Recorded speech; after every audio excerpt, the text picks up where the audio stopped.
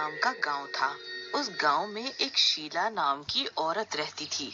उसकी बेटी कॉलेज की छुट्टियों में अपनी माँ से मिलने आया करती थी।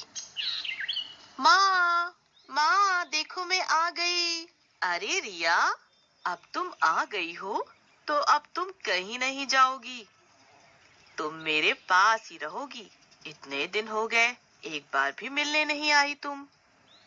अरे माँ, कॉलेज से 6 महीने में सिर्फ 10 दिनों की छुट्टी मिलती है। अब मैं आ गई हूँ तो मैं अब पूरा गांव घूमूंगी और सबसे मिलूंगी। अगले दिन रिया अपनी माँ के साथ बाजार जाती है।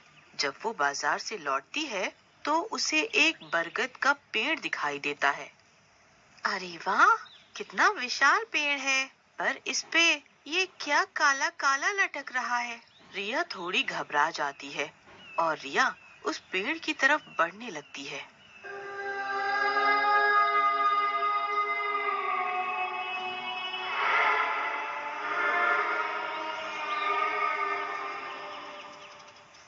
रिया, रिया वहाँ मत जाओ, वापस आ जाओ, वहाँ खतरा है रिया। पर तब तक रिया बरगद के पेड़ के दायरे के अंदर पहुंच चुकी होती है। तभी अचानक से रिया को बरगद की कोई ताकतवर शक्ति अपनी तरफ खींचने लगती है।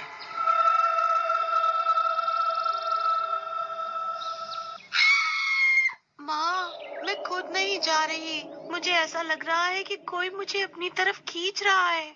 माँ बचाओ मुझे, आ, माँ बचाओ। अरे कोई मेरी बेटी को बचाओ, वो आत्मा उसे खींच रही है। मेरे चंगुल से कोई बच के नहीं जा पाएगा, मैं एक एक करके सबको मार दूंगी। वो आत्मा रिया के शरीर पर कब्जा करने की कोशिश करती है और रिया पर प्रभाव डालती है। तभी रिया की माँ उस आत्मा के आगे एक सिद्ध ताबीज कर देती है, जिससे आत्मा कमजोर पड़ जाती है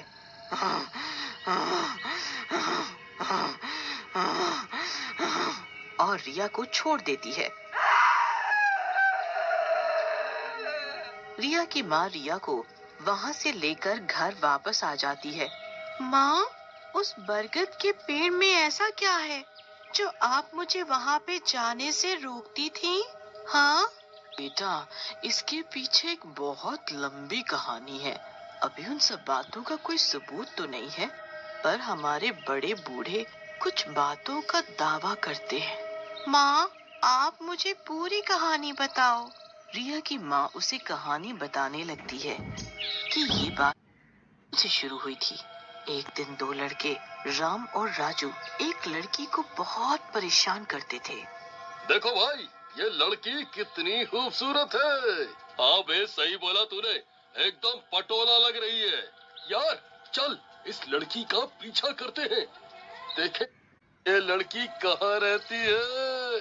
भाई सुना है कि ये छोकरी रोज इसी रास्ते से आती जाती है। इनके पीछे एक बरगद का पेड़ था। वो ये बात सुन रहा था। राजू और राम एक प्लान बनाते हैं कि लड़की को कैसे फंसाएं। सुन, तू शाम को 6 बजे इसी बरगद के पेड़ के पास मिलियो। ठीक है। दोनों वहाँ से चले जाते हैं। शाम के समय राजू बहुत दारू पीता है। दारू से धुत राजू उसी बरगद के पेड़ के पास आता है। राम पहले से ही बरगद के पेड़ के पास खड़ा होता है। तू मेरे से पहले आ गया, लगता है तुझे बहुत जल्दी पड़ी है।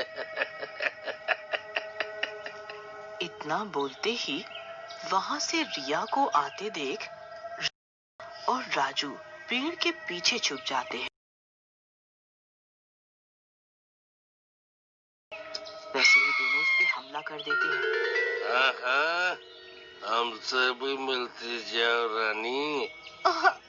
छोड़ो मुझे, कौन हो तुम दोनों और मुझे इस तरह क्यों पकड़ा हुआ है? छोड़ो, कोई मेरी मदद करो, छोड़ो। राजू ने उस लड़की का गला पकड़ लिया और हवा में उड़ा दिया, जिसके कारण उस लड़की की मृत्यु हो गई।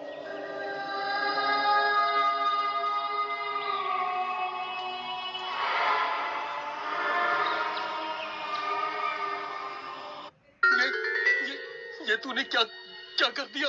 अब तो हम मरेंगे। मैंने तो बस गला पकड़ा था, मुझे क्या पता था इससे इसकी जान चली जाएगी। अब क्या करें हम? भागो वरना जेल हो जाएगी। जैसे ही दोनों भागने लगते हैं, बरगद की पेड़ की डाली उनके पैर पकड़ लेती है और उन्हें हवा में उड़ा देती है।